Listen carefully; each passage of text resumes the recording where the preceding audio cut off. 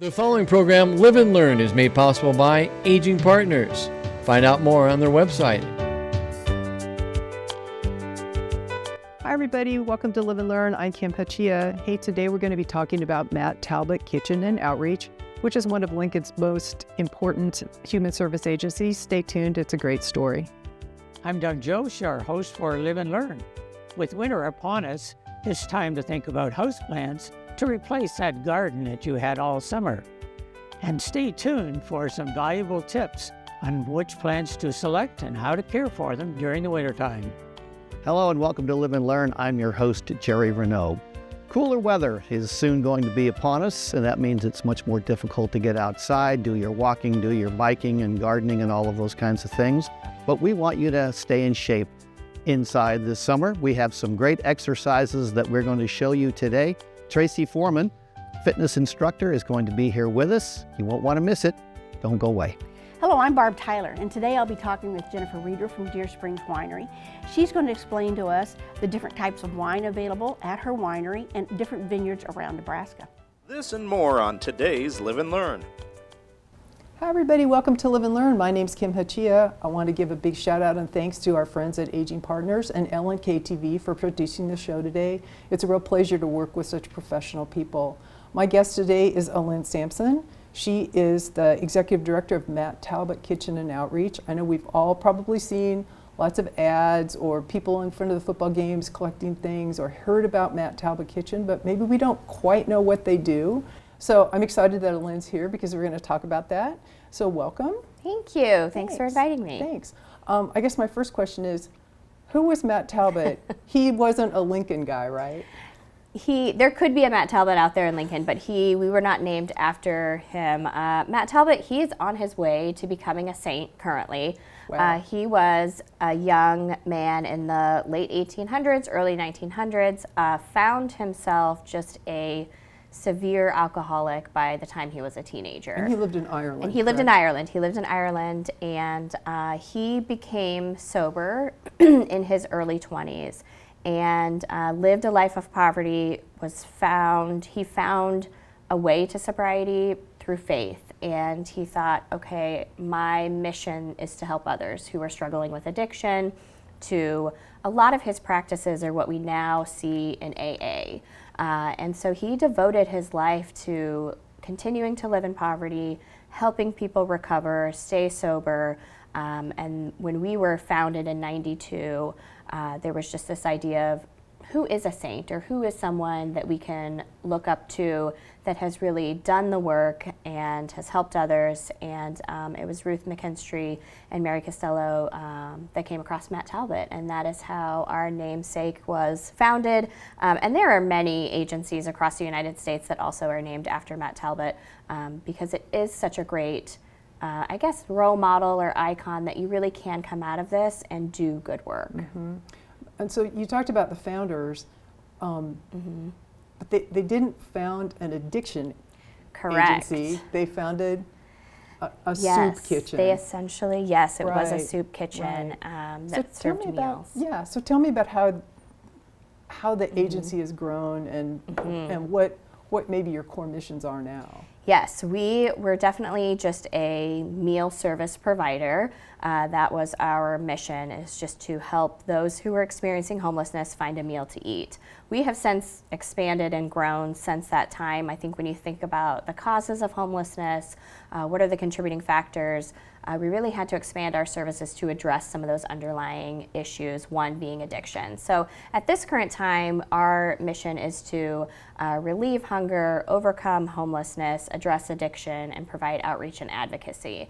As people were coming in for meals, it just became apparent that there were additional services that individuals needed, and they were right there. They were kind of a captive audience, and so it just made sense for us to address those additional Kind needs. of a one-stop shop place. Yep. I know. When I visited the facility, which is on North 27th, Yes. just before you get to the bridge or just Yes. after you get to the bridge, Yep. one of the things I noticed in your dining room was just how kind of welcoming and calm Yes. everything was.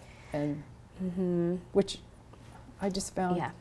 very, Yep. there's a lot of dignity there. Yes, that's so important for us, I think, is to be that safe place in the community, to be a welcoming place where people feel like they belong. Some of our guests, we call them guests who are coming into our dining room, they just haven't experienced that. They've experienced some isolation, maybe places where they felt like they didn't belong. Because at the end of the day, so many of us are just looking for belonging and acceptance. And we just really wanted that to be who Matt Talbot is and continues to be, is that we are warm, welcoming, lots of focus on dignity and compassion from our staff, that we want the community to feel like this is a safe place to come. Yeah. Well, one thing I noticed when I was there was a table of people that were playing cards. Yes. And they were laughing, and you could tell they were just having a good time. And then there was another sort of rough-looking couple that Yep. a person that I perceived as being one of your staff was chatting with them and just, kind of just checking in and just saying, Yes. how's it going? And they were cleaning up.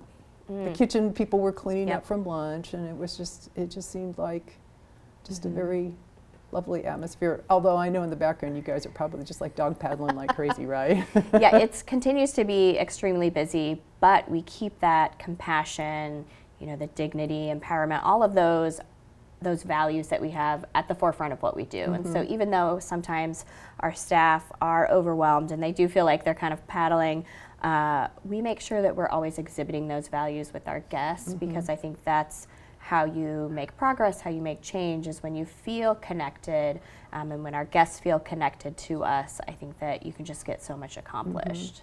You said, is there a busy season for you, or is it always busy? It's typically always busy. I will say summer tends to be our most busiest. I think as you think of warmer weather, it's just kind of, we just see a lot more individuals that we haven't seen before. So whether they're getting dropped off here, they're traveling at that time, we see a lot of individuals who are coming from out of town.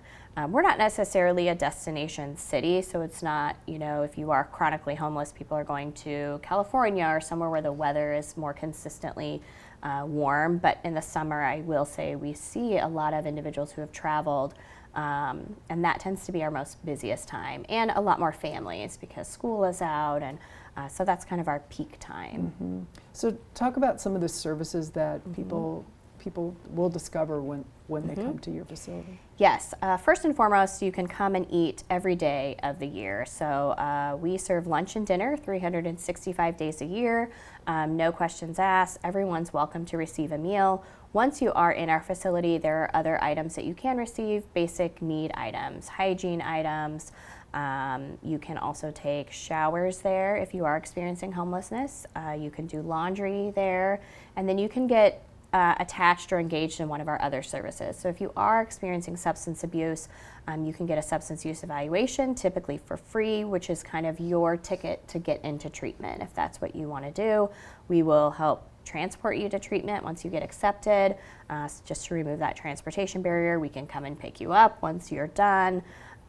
We also can help with housing. We are part of that continuum of care in Lincoln, so we offer case management for permanent supportive housing, and then we do some transitional houses where if you're coming from incarceration or treatment and you want to continue to stay sober, you can stay in one of our houses for up to 2 years to save money, gain employment, work on mending any relationships that you need to mend, with hopes that after that 2 years you have found yourself a place to live and you continue on that stability path. Well, I know at one time, and I think it may still exist, there was sort of a group of agencies that would meet periodically to talk about sort of the state of the world, but that you had identified some real chronically impoverished people that were kind of on the top of the list for need help, and then that was kind of part of your outreach. But you also collaborated with other groups like Centerpoint and Food Bank, and the collaboration is huge. I mean, we know we can't tackle this alone, so yes, collaboration with Centerpoint on a regular basis is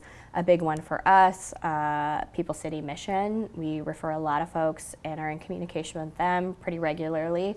The Food Bank, Lutheran Family Services. There's just a whole list, because there are so many needs within one person individually that we know we can't address everything. And so it's important for us to have those partnerships and not just only refer people, but refer them to a warm body, that it's Right. not just this cold handoff and they're sent into further chaos, that we Yeah. really work hard to build those relationships and make sure we're actually handing them to someone. Well, I know you talked about continuum of care, Yes. and I think of it as more almost like a wraparound thing where Yep. kind of It a is, it full service is. deal. Yep, and the continuum of care, we're meeting nearly weekly that's the list that Lincoln has for housing, for the permanent supportive housing. So we're all talking about those individuals. As people have houses or apartments that are available, we can pull from that list. So that's why we meet weekly to say, okay, who has something available, who can take this person. But it's a long list, and it's a long waiting list. I think that's something as a community we've got to continue to figure out is how to get folks housed. Yeah. And I know the previous director used to talk about housing first as kind of a philosophy. It and is. so, which I think is an interesting sort of change of thinking. It It used to be is. that, well, you have to Do all stop of these being- things. Yeah, you have to do all of these things and then we'll look for a house. But Yep. now it's like, no, we start opposite. here because if you don't have a place Correct. to be, I think there's just Well. so much research to show when you can solve that basic need, that lowest level, kind of the Maslow's hierarchy of needs, I guess. The housing. If you can get that met, all of these other things you can work on because that's the most critical. And I think if people feel safe and they are not in that crisis, they can kind of work on building other resources or solving other problems as opposed to trying to do all of that in a crisis mindset. It's just not going to work. Right. You just can't get to that end goal. I know that I think for a lot of people when they think of Matt Talbot, they do think of the dining, Yep. the food situation, and that's volunteer driven. Talk about that and how can people get involved if they want to? Yes, our meals are primarily volunteer prepared, served. These are groups who have been coming in for 30 plus years, many of them. And so very rarely does it happen where we are cooking the meal. I mean, we rely on groups to come in and help us procure and provide those and serve those meals. So there's always opportunities to come in and help us prepare those meals, serve them. We have many spots open for 2025 that we're looking for groups to come in and be a regular group that's preparing that. So that could be once a month, it could be every quarter that you're coming in, but really we're looking for groups who can help procure that food, prepare it, and then serve. I know it sounds intimidating when you think, okay, I need to prepare a meal for 150, but we have a great kitchen manager who's on site that helps with groups. We have some great ideas or advice to give on, how do you prepare a salad, which is a Right. very easy thing to do. And so it's a great way to get involved and I think see hunger and homelessness up close and really become an advocate for that population. Right. So you said prepare for 150 people. Yeah. Is that like that's lunch and then another 150 people for dinner? Or- Yes, so it it's is. about It that is. same number. It's about that same number. I would say during the summer months we can do up to 190. It can get Wow. really busy. But we're kind of slowing down. I think I would say in between 150 to 170 it's kind of been our average right now, but it is, yes, at lunch 150, at dinner 150. Oh wow. Yep. That's amazing. That's just such a great story. Yeah. I love that story. And unfortunately, we are out of time. So That's okay. And I know you and I could have talked about this for another Yes. half hour, but unfortunately we're out of time. And I thank you so much. Thank you, Kim. And congratulations on, Thank you. on being such a great servant leader for the city. And I want to Thanks. remind our viewers it's never too late to live and learn. So, I'm playing with the dog, and I get this robocall from the Social Security Administration saying my card had been suspended and I had to call them back immediately. And that's when I remembered a tip from the AARP Fraud Watch Network. Random robocall? This is a Social Security scam. Recognize fraud sooner, Robots. so your money lives longer. The younger you are, the more you need AARP. Houseplants add color and refreshment to your home. They also add some oxygen, and they make the home feel cozy and warm and pleasant to be in. I'm Doug Jost, your host for Live and Learn, and my special guests today are Kirsty Sidner and Madison Wilson from a fairly new plant and gift shop in Bennett called Tailored Life. So first of all, welcome to the show. And Madison, let's talk about the two main things that I think seem to be a problem with houseplants are light and water. So let's talk about the light. First of all, so give us some pointers on how much light particular plants need. Yeah, absolutely. So a lot of houseplants are from a lot of different regions of the world, which are all going to need a little bit of different light depending on where they come from. So for instance, if you have a succulent, that's going to be a desert plant which likes a lot of light and arid conditions. So maybe that's not the best choice for a shady bathroom with a half window, where like a pothos plant or a fern might do really well in that and need a lot less light. As far as that goes, I would tailor your plant selection to the light you have available in your home. A lot of plants are going to have, when you go to the garden center, a plant tag that you can reference for high light, medium light, low light, and a lot of those garden centers are going to have helpful associates that can help you decide what's going to work best for your space. Christy, it seems like I water plants either too much or too little. Yeah. So, yeah, watering.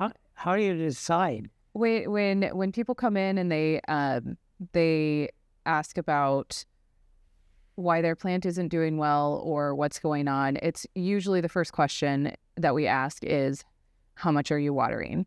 And generally people fall into one of two categories. They either water on a regular schedule, or they forget to water all the time, or they overwater. They're mostly the people that are on a schedule. It's not a bad thing, I wouldn't say, but the conditions always change in your home. Whether your plant is next to an air vent, or the seasons are changing and you're going from air conditioning to heating in the house. So your watering necessities are going to be a little bit different. So the best solution to check on watering is if you, like Madison suggested, stick a toothpick or something into the soil. And if you pull it out and you see wet soil on your toothpick, you know that the plant is probably doing fine and it doesn't need any water. If the plant is coming up, or if the toothpick is coming up clean, then it might be a good time to give your plant some water. I always also check the weight of the plant in the container, and that tells me if it needs water or not. Sometimes that just is a matter of living with your plant for a little while and getting to know each other. But yeah, watering is definitely one of the most common things that will kill plants is overwatering. You brought some plants with it. Yes, with you. Definitely. We brought a neon pothos and a zebra plant. So two very different plants there, and they grow in very different environments in their natural environment. So the lime green one there is a neon pothos, and that is one that Madison was talking about that generally needs a little bit more water and definitely brighter light, or it can handle some shade too. So between these two, when we're talking about light, that Haworthia is a succulent, which is going to be used to a lot more light than maybe the pothos. So the pothos is going to do a little bit better in slightly lower light conditions than the Haworthia. So that's what I mean when I say to tailor your plant choice to the light available. Because the succulent might stretch out and be kind of sad if it's in a shady environment, where the pothos might tolerate that a little bit better. Now, another issue seems to be the size of the pot. Yes. And I've had experiences where you put a plant in a new pot and it does better. How do you decide when it's time to do that? Well, usually my key indicator when it's time to maybe up the pot size is I'm watering a lot more often. And what that means is the root system has gotten so big that it's just sucking that water up and sucking that water up. Another indicator is that the plant growth stops, because the more roots that are in there, the less soil can be in there, less fertilizer, less help that the plant has to grow. So that's kind of what I look for when it's time to up the pot size. And when I do, I look for a pot that's maybe about an inch in diameter larger to put the pot in. Any larger, and it's really easy to have water sit in that soil and cause damage to the plant. Yeah, they don't like the roots to be too wet. And they don't like wet feet, no. Christy, plants make great gifts for various kinds of occasions, celebrations, thank yous, and just to acknowledge friendship. Yes. What are some house plants that you recommend? I like to go for plants that can tolerate a variety of different conditions. So some plants, I like a good all-around plant is a snake plant. Now, there's snake plants that come in all different kinds of shapes and sizes, but generally your snake plants can handle shady or low light conditions or high light conditions. They can also do very well with a very little amount of water. So if you have a friend that tends to forget about plants or would like a plant in their home but doesn't really know how to take care of them, snake plants are super forgiving. So that would be a general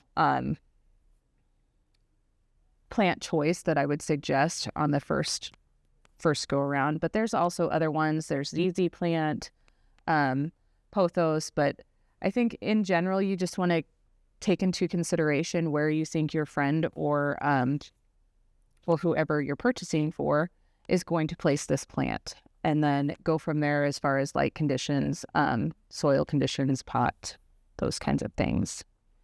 And then Christmas time is soon upon us, and some plants like poinsettias are more of a seasonal plant, but poinsettias are really nice to have. And how do you keep them going? You know, is that a short-term plant or not? Seems to me that sometimes it is. Well, it depends on if you're up to the challenge. So it is possible. They're great to have around Christmas time, those bracts around the flowers, so they can be pink, red, orange, splatter. I mean, they have all kinds of varieties, so it's easy to want to keep that year-round, right? With them, it is kind of challenging once we get past Christmas time and we get into that dead of winter where your heaters blow in. You've got cold drafts coming from your windows, from your doors, and poinsettias, which are euphorbias, really don't like either of those things. So as long as you can provide the perfect conditions for that plant, which is going to be about 6 hours of indirect bright light every day. We want to water about every time you feel about the top inch of soil being dry, and we want to keep it away from those drafts. And if we can provide that, you can get it to keep going past Christmas time. I will say, though, the important thing to think about when you have the poinsettias is they're not always going to be red. In nature, that happens during their, quote, dormant period, or they need that time to have like a full growing season where they're all green and they stay green throughout the season. What really turns those bracts red is when the days get shorter. And so it's the timing and the timing that they're in darkness that helps to trigger the plant to say, I need to create these red, bright, beautiful bracts so that I can, it's really a trigger so that they can start their reproductive process. Right. What about allergies? Some people have allergies to various kinds of pollens. Are there any plants to avoid? Generally, indoor flowering plants, I mean, as a broad spectrum of indoor house plants, generally things that flower are going to be ones that you're going to want to avoid. Also, things that have a lot of texture on their foliage that can capture dander and dust and those sort of things, those are going to be ones to avoid as well. And what about pets? Cats, dogs, maybe like to chew on plants. Yeah. Is that an issue? Yes. So most plants that you're going to bring into your home, it's pretty safe to assume they're going to cause at least some stomach upset. There are going to be the exceptions, prayer plants, Boston ferns, some succulents, things like that are going to be more or less okay for your pets, but there are a few that I would completely avoid bringing home if you do have animals. And those would be Stegel palm, for instance, is one I would avoid. That one, every part of that plant is going to be deadly to a dog or cat. Cactus would be another one I would maybe avoid keeping at least at pet level. And that would just be more for injury. You know, you don't want spikes going into our pets. They get a little too curious sometimes. And the last one, and maybe not a traditional houseplant, but one that I think needs a lot of awareness is lilies. So we get lilies in our bouquets quite a bit, and they are every part, the pollen, the petals, even the water that we keep those bouquets in can be deadly to cats. So those will cause kidney and liver damage if a cat gets anywhere near a lily. That's your Asiatic lilies, yes. Your daylilies, even if you're cutting daylilies and bringing them inside. Lily of the valley. Alstroemeria, yeah. All of those are cut flowers, which people don't normally think of when they bring them into their home, but those are going to cause some big problems for your pets. And I will say peace lily is not in that category. It's not a true lily. One thing we didn't touch on, maybe I should have asked you about, is fertilizing and that sort of thing. Is that critical? How often should you fertilize indoor plants? And that's actually another great point to tailoring to kind of what you want to do. So succulents, for instance, are really used to low nutrient sandy soil and really aren't going to need a ton of fertilizer, where something like a monstera or an African violet is really going to do well if you do regular fertilizing. And that's going to be, depending on the time of year, every 2 weeks to every 2 months. And the type of fertilizer that you use, or if you use beads, if you use liquid spikes, it's going to make a difference for you as well. And how often and when you fertilize. Yeah. Yep. So yeah, I would recommend beads. For me, I like to set it and forget it. There are people that enjoy diluting with liquid, and then that way they know how much they're fertilizing and when. And so it's really up to the individual. Okay, one thing I want to ask you both before we finish up today, what is your favorite houseplant? My favorite houseplant, easily the pothos.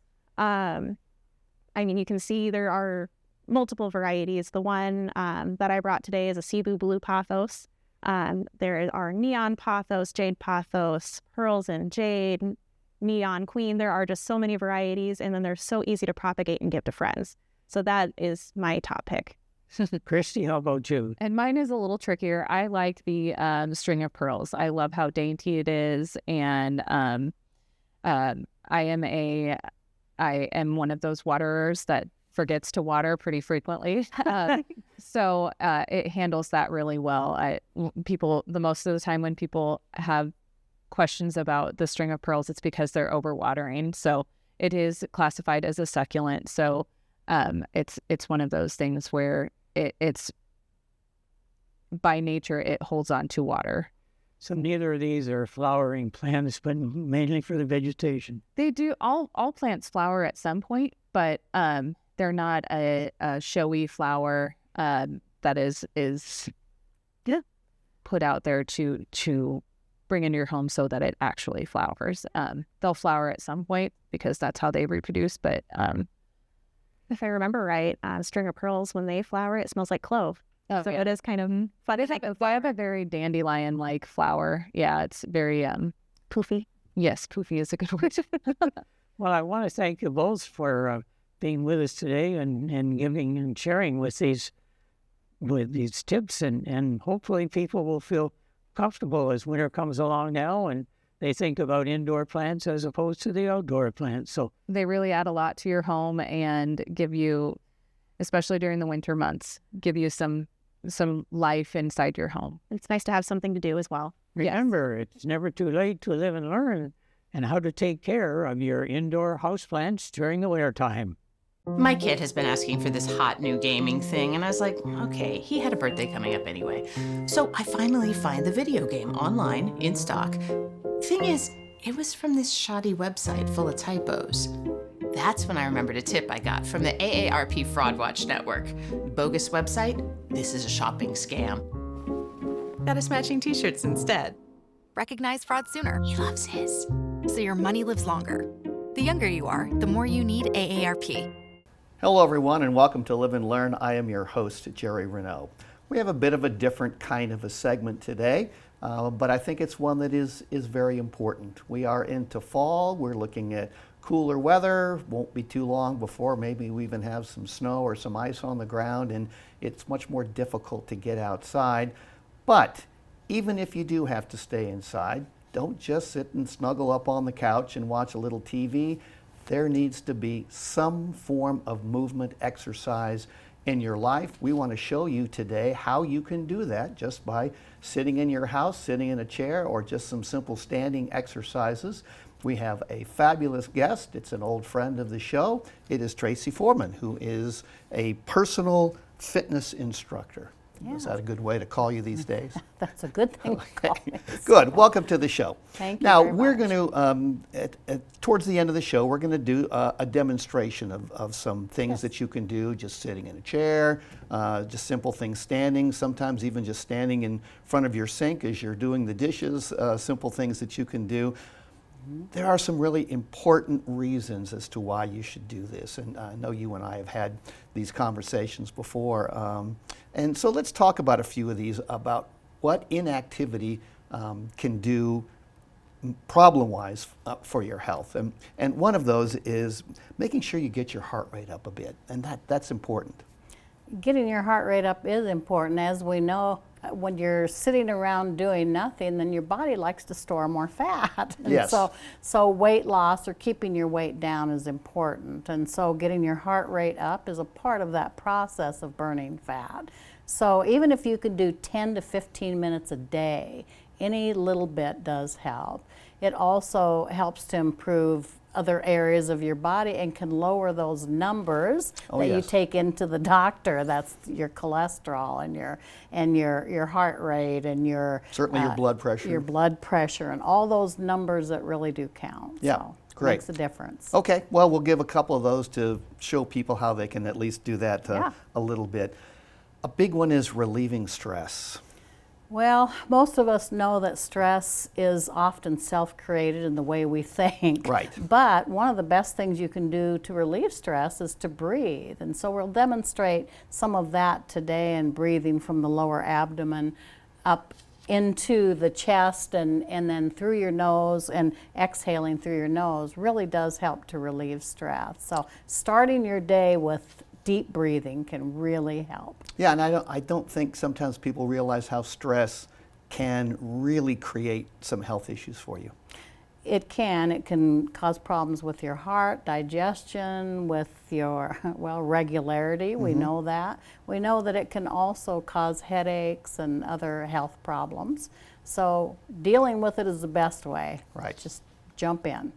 So. Another one, and I think this one is also, well, they're all important, but helping with your balance. As we get a little older, balance can become an issue. I just had a good friend whose mother took a tumble and lost her balance and broke her hip, and that's a tough one to come back from. So really helping your balance is important.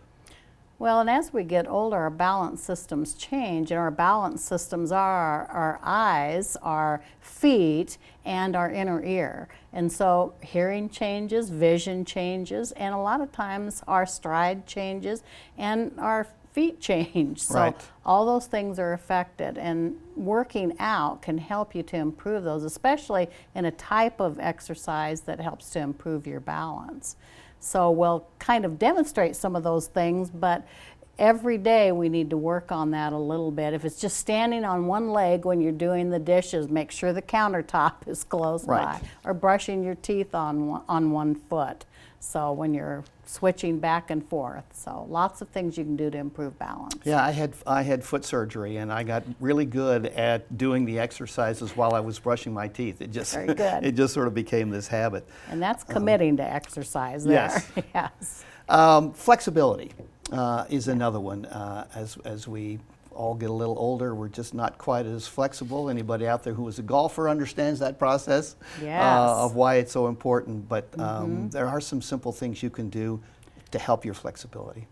We do lose flexibility also as we get older, but it's very important to work your long muscle groups and your long bone system, and that would include obviously your legs, your arms, and your spine. And so it's very important to every day stretch and get those muscles moving. So sitting on the couch and eating whatever can cause those muscles at times to shorten up, or those ligaments to shorten up. So important to get them working. Right. We've also got some really good simple ones for helping with arthritis and sort of some joint pain. Yeah.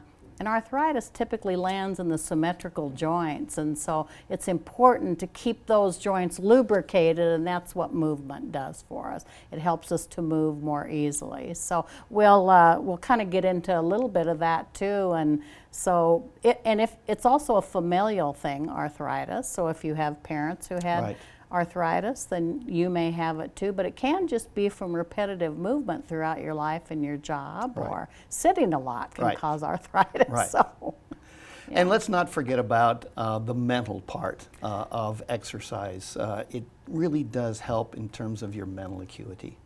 Well, we talked about stress, and mental clarity is so important in order to keep us fit, because we need to work out those difficult things in our mind. Just because we get older, life doesn't always get a lot easier. So we need to remember to breathe, to exercise, to move. When you get your heart rate up, you start to clear your mind a little bit too. Yeah. So Wonderful. very important. Okay, great stuff. We've sort of talked about the importance. Now let's do a little demonstration for some folks and show them how they can simply do some of these things to help out their health. We'll move into Studio B, and we'll be right back with you. Welcome back to Live and Learn. I'm your host, Jerry Renaud. We are now in Studio B. We are talking to Tracy Foreman, who is a personal instructor. She's going to give us some demonstrations of some simple things we can do at home. Yeah.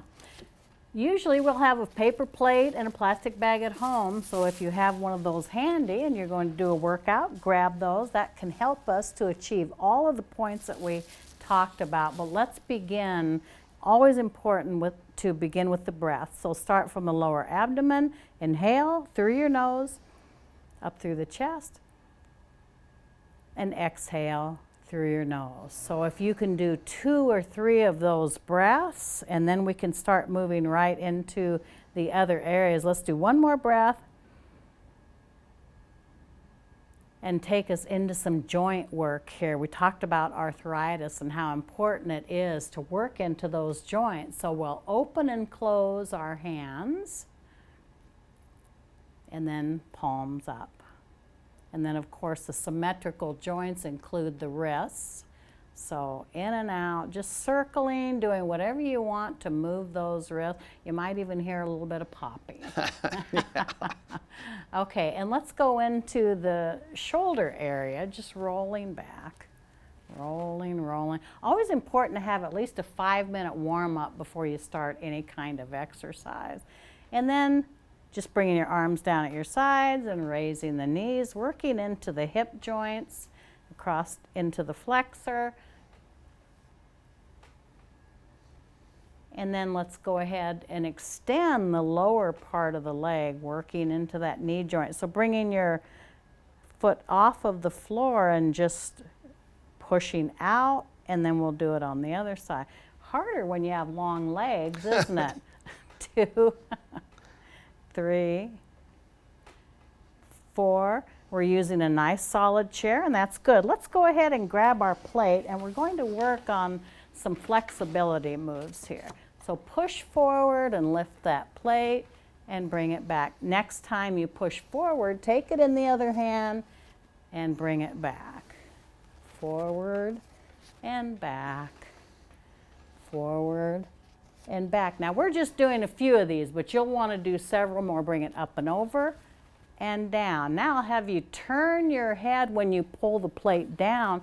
Turn your head that direction, working into our neck, up and down, and up and down. And then we'll do a little bit of shoulder work here and spinal work. Let's bring our knees wide and tap one knee on the outside and spinal twist to tap the other side. Tap and tap and tap and tap. Now when we bring it over, we'll switch to the other hand. Bring it across and tap. And then the other side and tap. Spinal twist here. We're working into one of those long bones that I talked about, are those bone structures. And then one more that we'll do, a seated crunch. We'll push forward and bring it back, forward and bring it back, forward, bring it back, and let's put it down. We're going to grab our bag. Now there's several more you can do, but remember to repeat those several times. We want to work on our heart rate, getting that heart rate up, and working on mental clarity. So the first thing we're going to do is just raise up and down. Take it to the floor. Raise it up. Remember your breath. Inhale as you go along. Big inhale.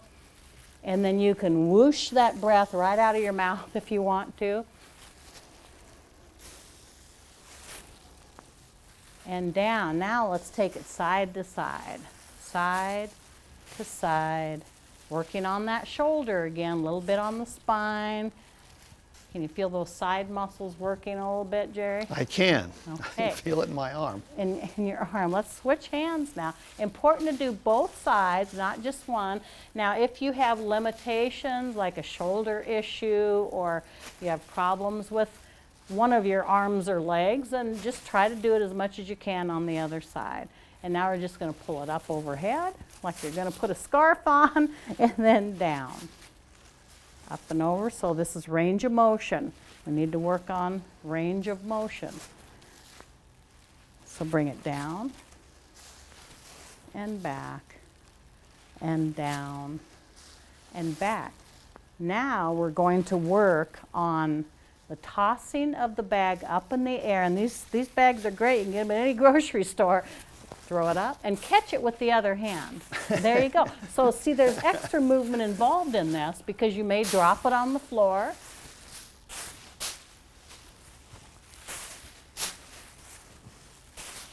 And it's kind of a fun thing to keep you motivated to exercise. You can do this when you're watching your favorite TV show.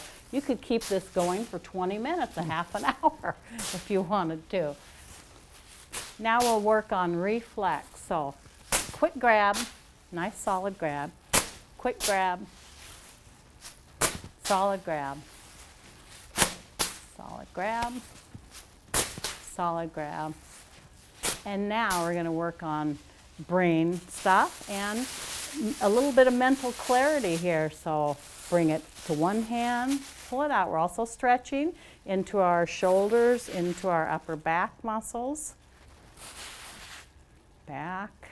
So just that motion of switching to the other hand can really help with mental clarity.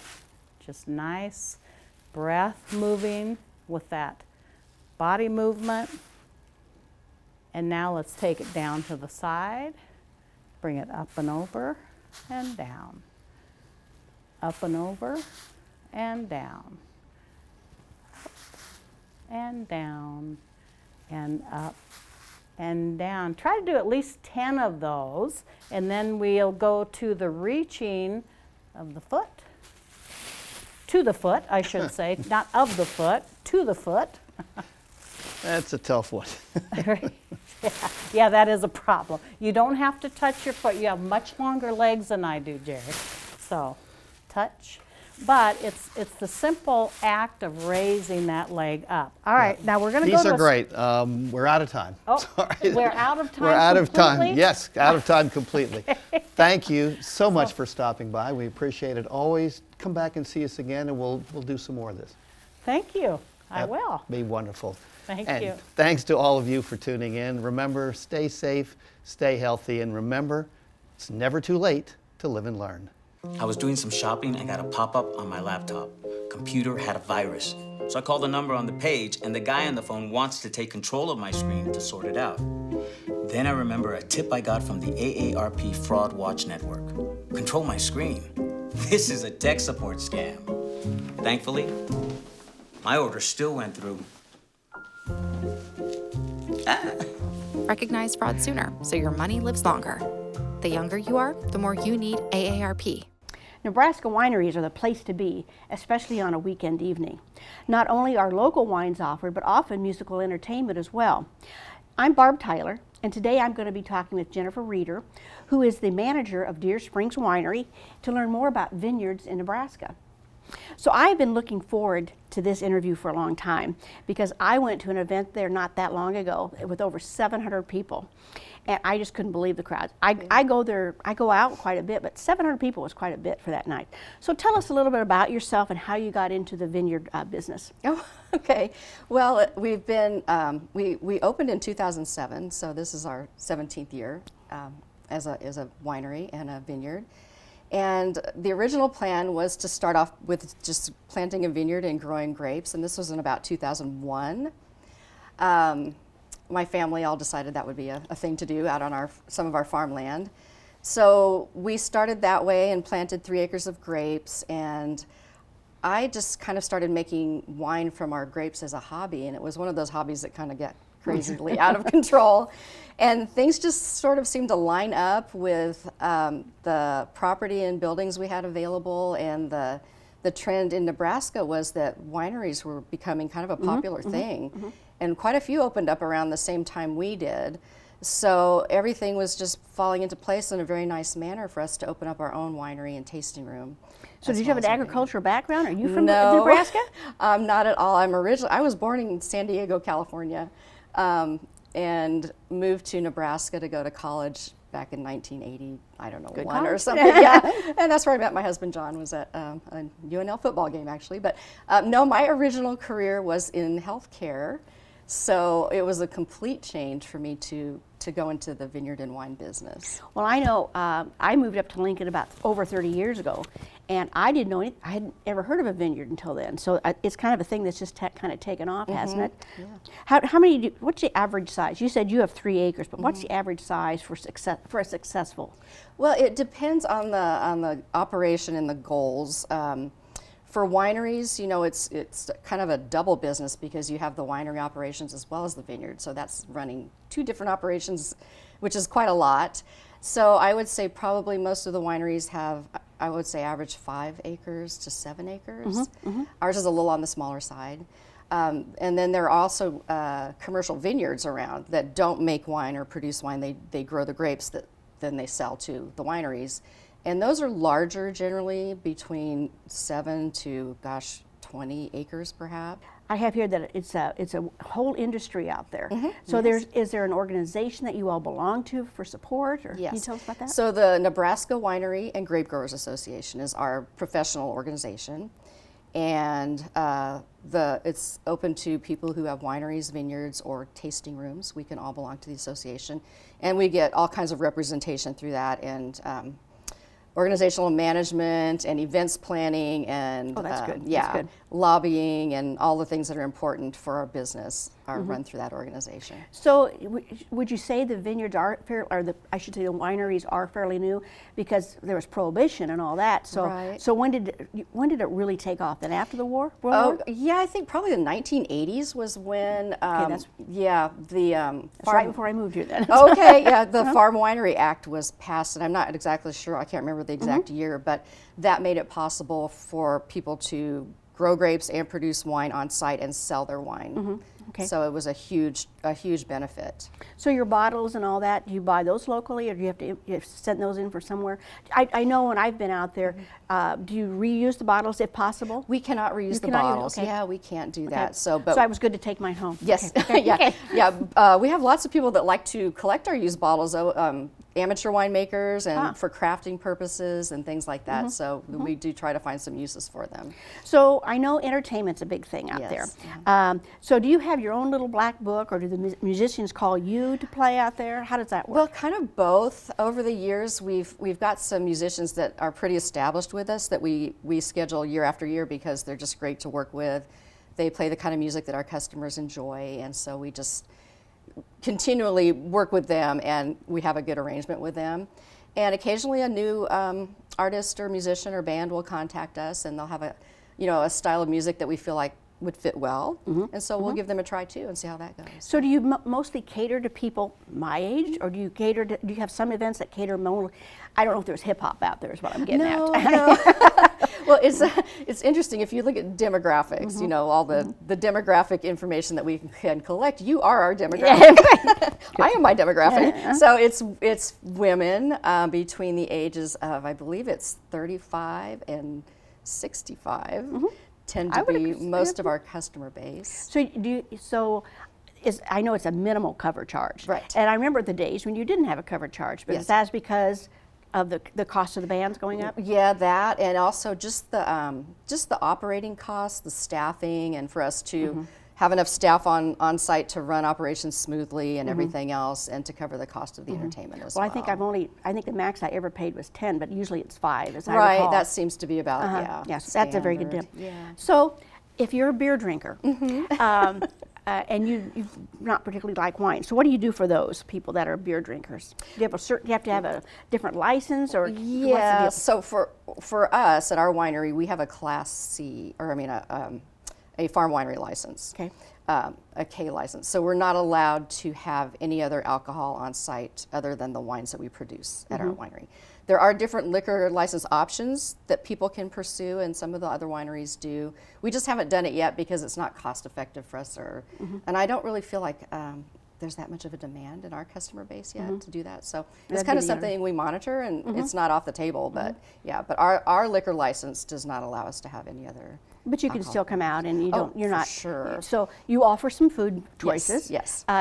You have different food trucks every time, or again, do you have your little black book of food trucks? Well, we do. Yes, we've got different food vendors that we schedule on the weekends in the summertime, and again, we find ones that fit well with what we do and our customers like, and that pairs well with wine and music and that sort of thing. So I would say we probably have I have 5 that we most frequently schedule, and they're just wonderful, and their food's great, and they're consistently just good to work with. So we've covered a lot of ground today. Is there anything else you'd like to share with the viewers today about any other fall events coming up, or what to look forward to? Well, we just have a great, we really start planning ahead in January for all of the upcoming spring events, so keep an eye on that. I would really encourage everybody to try Nebraska wines. It's really important to support your local producers in all the ways that you can, and just enjoy local wine culture. It's really a lot of fun, something that families can do. It's a great way to get together with friends and special people and relax and spend some time together. Well, my favorite is Firefly. I always put that little plug in for that. So, thank you. So that's good that, support the people here around us.